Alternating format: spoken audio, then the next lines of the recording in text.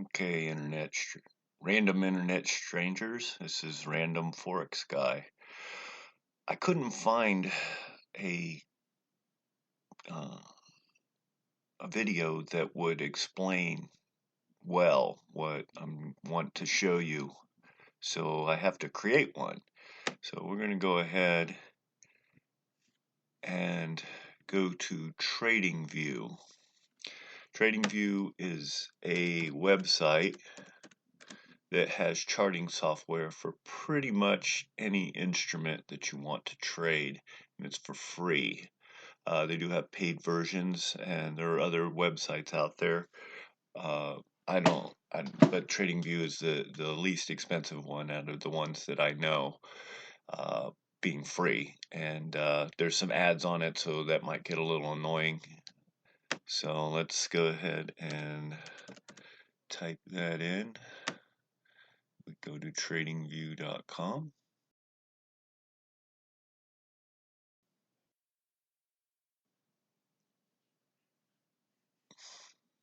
Let's see, we want to go to the actual charting. This is kind of new to me, so you're going to have to bear with me. I'm used to using MetaTrader 4, using their platform. So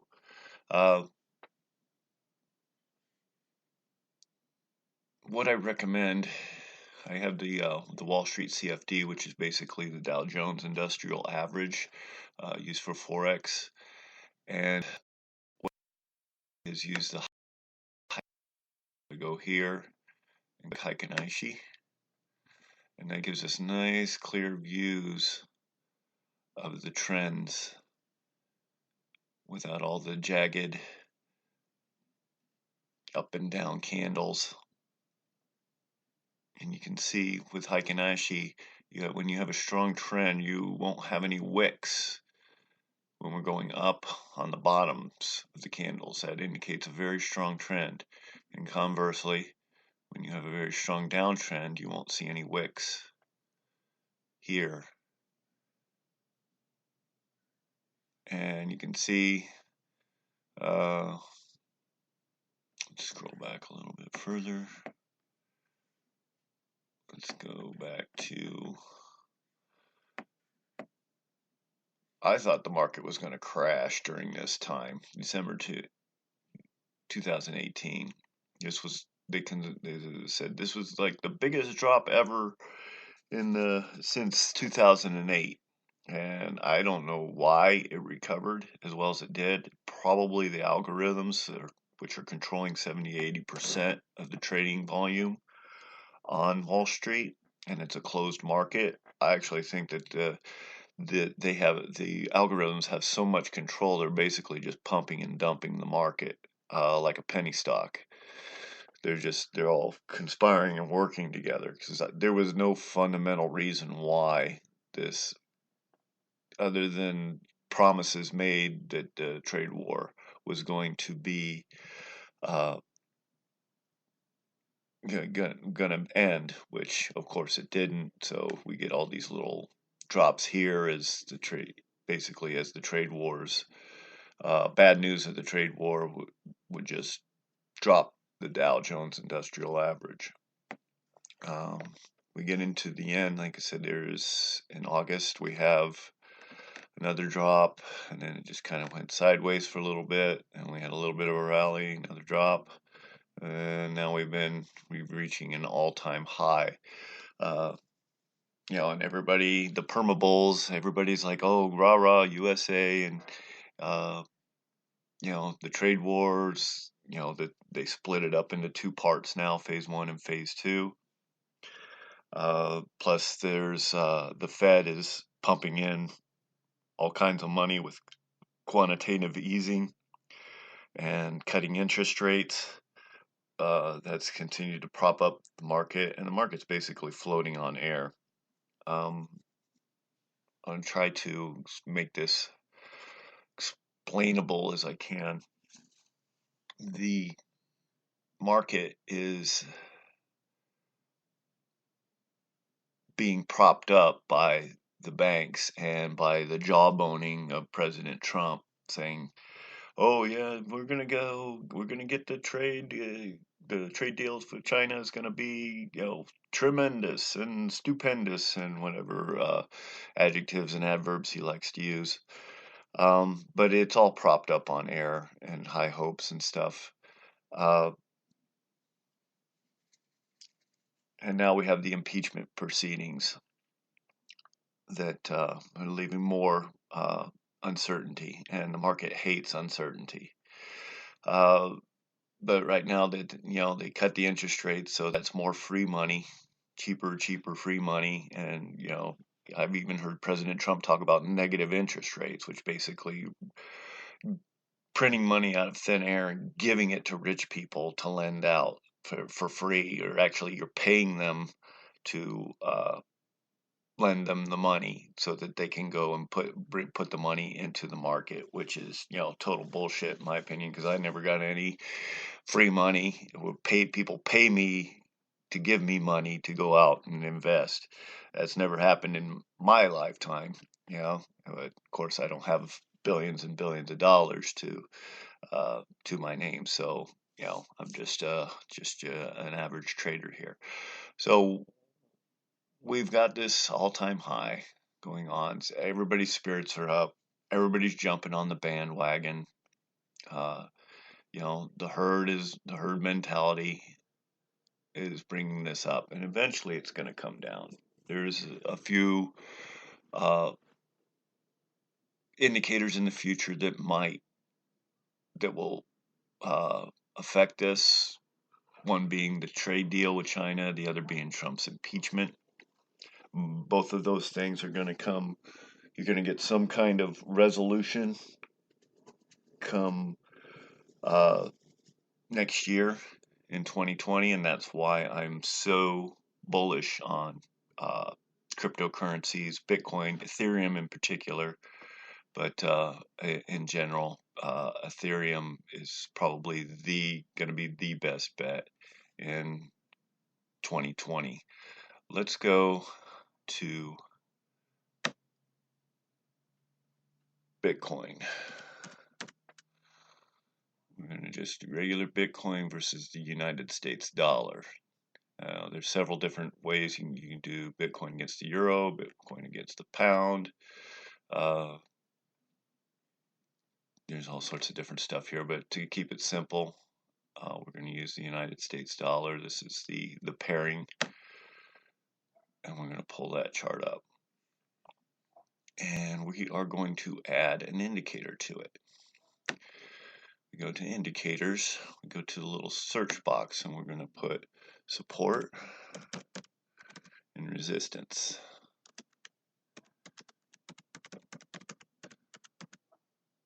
And we're just going to go to the one that everybody likes. Berry, I like this one. It's based on the fractal candles, which is basically turning points on the chart.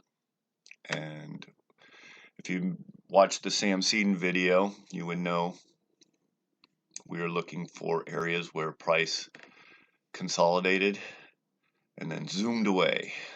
And this is the area that I'm looking at right now, right here. And this is on Bitcoin. Ethereum and Litecoin, they all kind of follow the same thing. They've all been following the same pattern because Bitcoin drives the bus, is basically the gold standard. So you think of Bitcoin as gold, and then Ethereum, think of that as like silver, and Litecoin is bronze. And they all kind of follow along. Bitcoin is driving the bus. They actually have pairings where you have Bitcoin versus v Ethereum, or Bitcoin v Lite, and then even Ethereum is the base coin to other instruments. But this is the area that we're looking at. You can see a nice little bit of a drop here, and then very short stay. This is the daily chart, so it was only here for one day, and then it rocketed off again. You see these long wicks.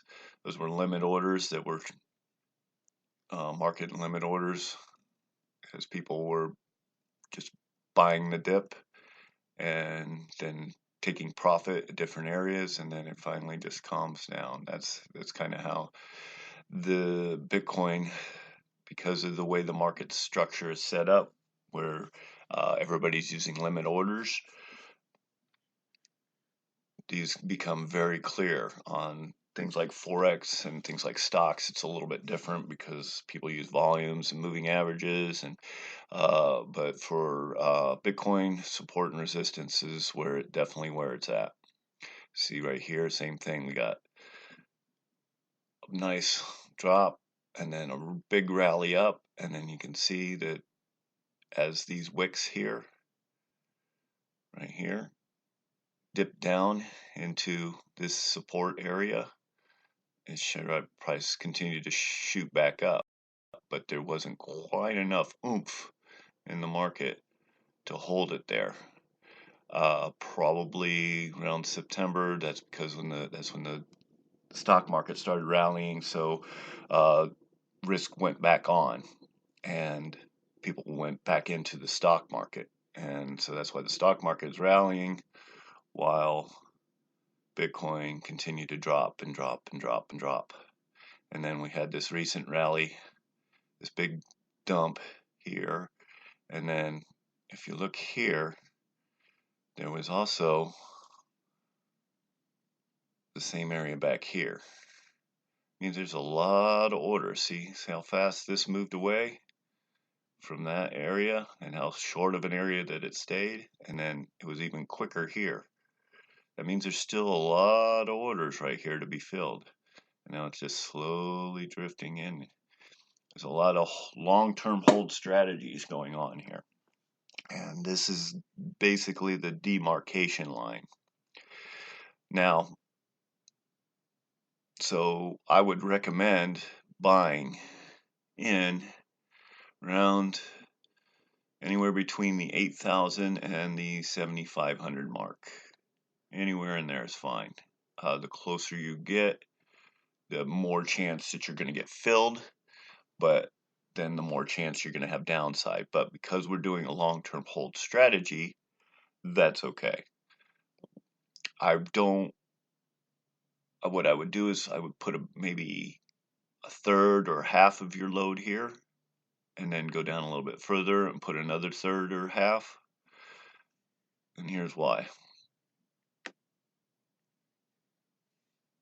Sorry, I was using the free version, so you got all this. Now, like I said, there's some pretty strong support at this level, but if that level breaks, I don't think it will, but if it does, the next level is going to be down here at around the 5,000 level. So that's quite a significant drop. I don't think it's going to go that far down. There's just too much interest and momentum, and then once the stock market breaks, and which it will come December, January, I'm almost positive that it's going to, that Bitcoin is going to rally again. And if the other bad news with China trade and with Trump, Trump gets impeached and possibly removed in the Senate, then that's going to scare the market fiercely, because Trump is a big old school bull market bully, and he loves the Dow. You know, he's already said that he thinks crypto is just built on air, when it's quite the opposite. That the fiat currency is printing money out of nothing and then backing it with our taxes, whereas this is backed by mathematical problems, making them hack proof. So I'm pretty confident that that's a good area to buy in. If it isn't, the good news is that we can still buy down here. We might lose a little bit, but we'll just be dollar cost averaging. And then once it gets back up in between the two, we'll be at break even. We won't have to go all the way back up here, but I don't think it's going to break this level. I really don't. This was such a strong move up, and we haven't been back down here to fill more levels. And 6 months ago, this was still a very strong level.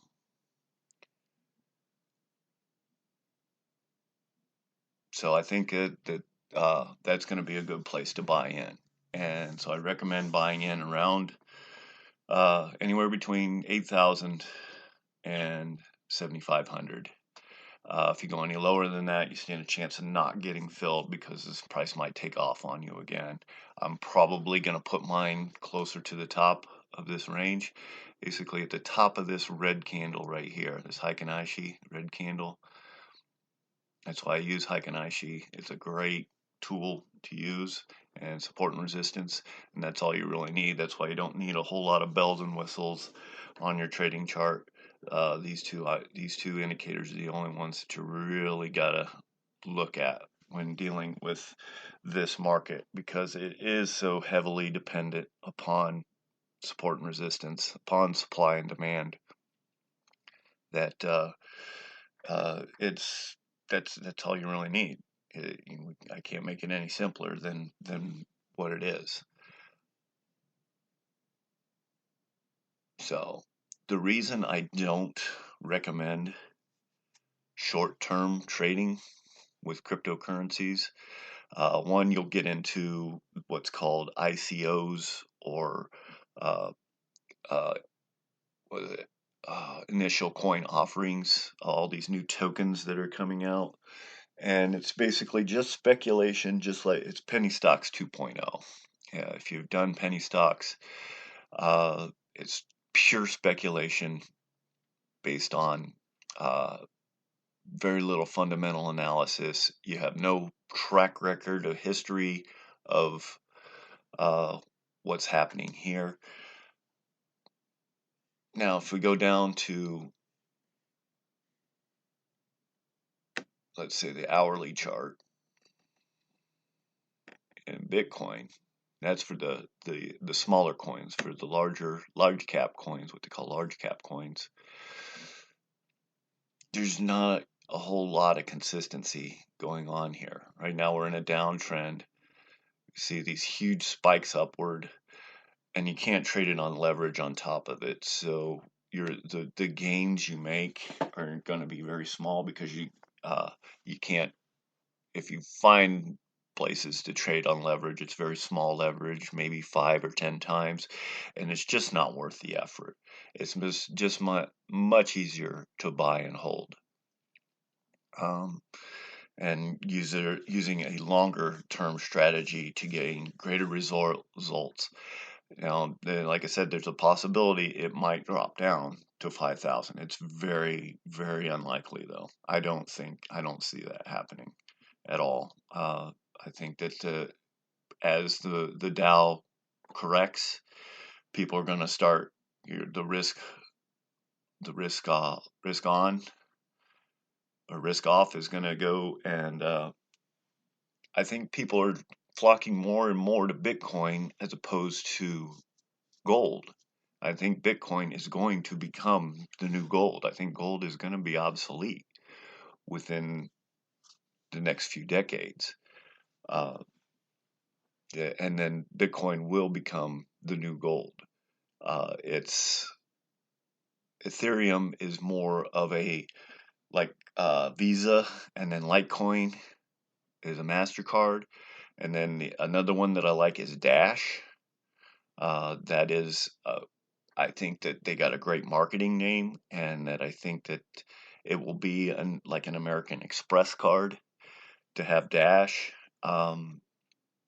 And that's one part of the future of what cryptocurrencies are heading towards. There's a lot more applications, as stated in the video, the 2-hour video that I showed you. I'm looking at another one. John McAfee is speaking in Barcelona, Spain. I want to go and take a look at him. Very interested in what he has to say. I know he's a big whale, and he is big on cryptocurrency. And I'm very interested in what he has to say, because I believe he's another person and that holds a key to the future of this market.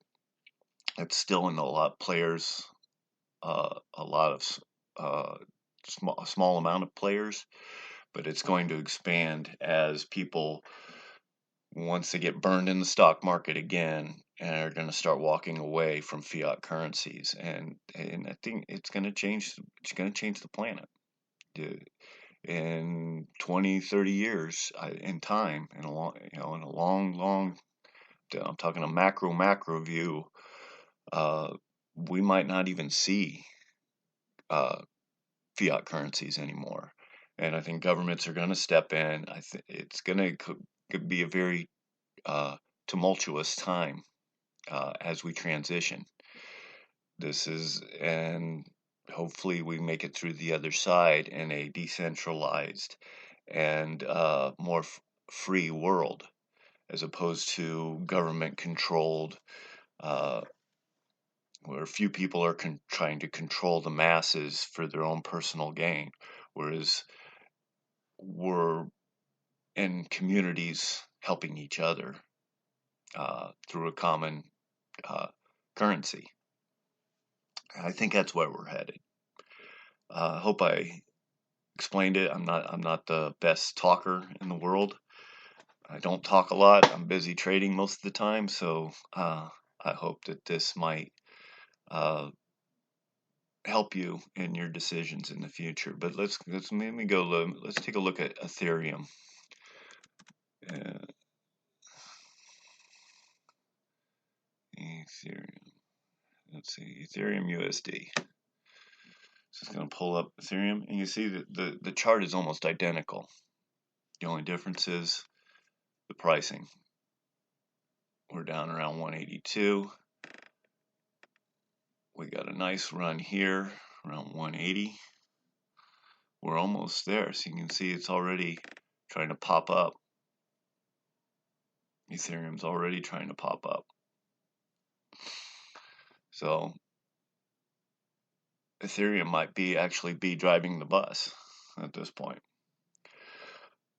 And like I said, think of Ethereum as silver and think of Bitcoin as gold.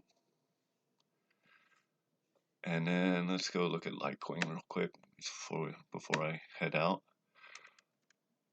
I do like Litecoin as well.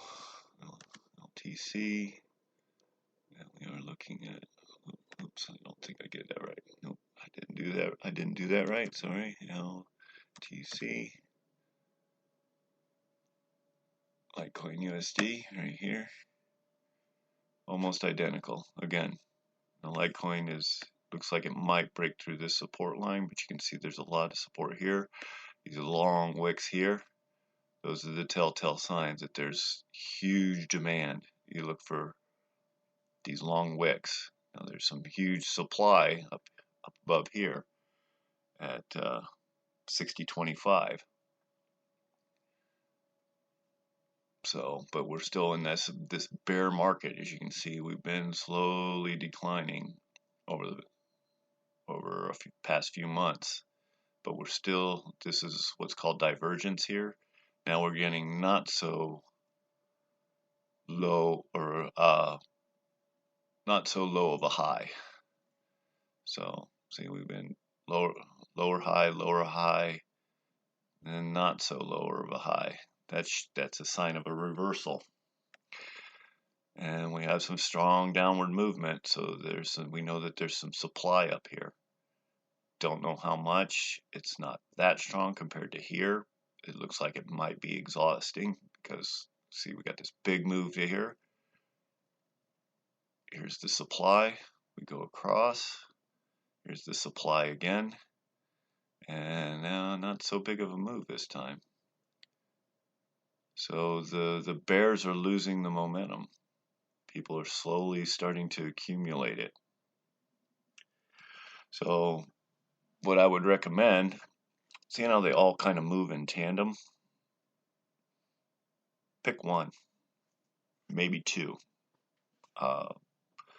I definitely think Ethereum, just because of what they've done being Bitcoin 2.0 and where they're headed, I think that they have the best direction. Then, of course, Bitcoin is the gold, so it's always good to have that. Then this Litecoin here, this is like the bronze. And then I like Dash because I just like their marketing, and I think that a lot of the the cows, the herd will dash to Dash because there's just so much marketing that could be used there to uh, get the masses involved in that type of thing. And it could be like an American Express. I'm a Dash holder. Just the marketing behind that is, and just the name is a very good name, and I think that people will catch on to something. Fast cash Dash. That's where it gets its name from. I think that it can be marketed extremely well, and I don't think it's that big in the United States, but in other countries, particularly Africa and Southeast Asia, I believe it's really taking off there. And third, the fifth, the fifth one, I've just heard rumors about it. It's called Chainlink, and I've heard that they have a lot of connections with Amazon and with. Let's see if I can find it. Don't know if I'll be able to find it. Chainlink Bitcoin. Here we go. Chainlink. Let's look at Chainlink US dollar. Let's look at it. Link USD. Come on. Once again, see, it's following the same thing, but it's been on this downtrend as well. There's a lot of demand here. It's hitting some demand.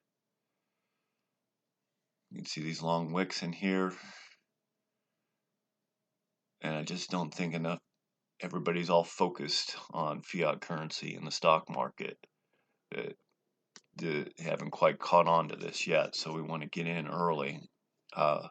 So Chainlink, like I said, I've heard some good fundamental stuff about it, and I think that being that if it does have these ties to Google and to Amazon, it could be another payment form in the near future. So those are my 5 top picks, and a buy and hold strategy. You can diversify it all you want to. The simplest way would just be divide your portfolio, whatever you're going to invest in this market, and then divide it by 5 and distribute it out between these 5 different ones. Or maybe just set aside Bitcoin and do the other 4. But those are the ones that I've been looking at that I think that have the safest and best potential in what I'm going to be investing in, and I'm going all in on this. I think that this is definitely where the future is headed, and this is, like I said, this is a long-term buy. We're talking years, 2 to 3 years. That might change as circumstances change, but I don't, because I'm sticking with large caps, except for Chainlink. Chainlink's a smaller cap, like a mid cap, but it's still very stable, and I think it has a lot of potential. And from what I've understood about the fundamentals, it's got a lot of room to grow.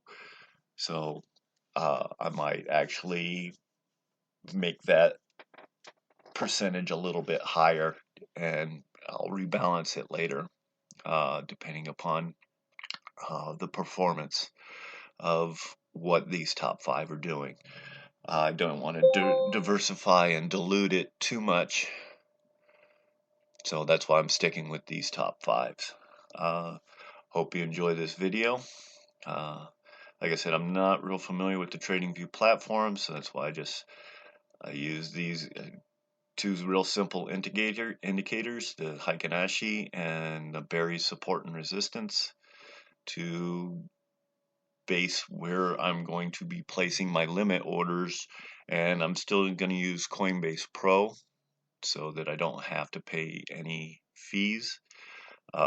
If you're still interested in trading Forex, I think that the Forex market is dead right now. But as money starts flowing back out of the stock market when the correction happens, uh, the market will pick up. And it will depend upon, like I said, a lot of fundamental things have to happen for the stock market to get really bad. Trump will have to be impeached and removed from office for people to really start panicking. Uh, Basically, all the rich people that are still into fiat currency, all the old school money, will panic and look for other uh, risk risk off strategies. Just a lot will pile into gold, and that's one of the reasons. This is one of the reasons why I think gold didn't skyrocket like it did in the past, because Bitcoin is replacing gold as the new uh, risk off strategy of buy and hold. And so that's my analysis. Hope you enjoyed it. Hopefully, I made some sense. I know that sometimes I stutter and I uh, tend to get off topic, but I believe I stated my case, and I really hope that you uh, get rich from this. And like I said, this is a buy and hold strategy, so don't think that you're going to just, you might see some mild fluctuations, 5, 10, even 20% losses before you start seeing gains. That's okay. Just keep buying. Buy the dips. Remember, we're doing the opposite of what everybody else is doing. We're doing the opposite of the herd. We want to get in early. And as you can see, this is chain link here.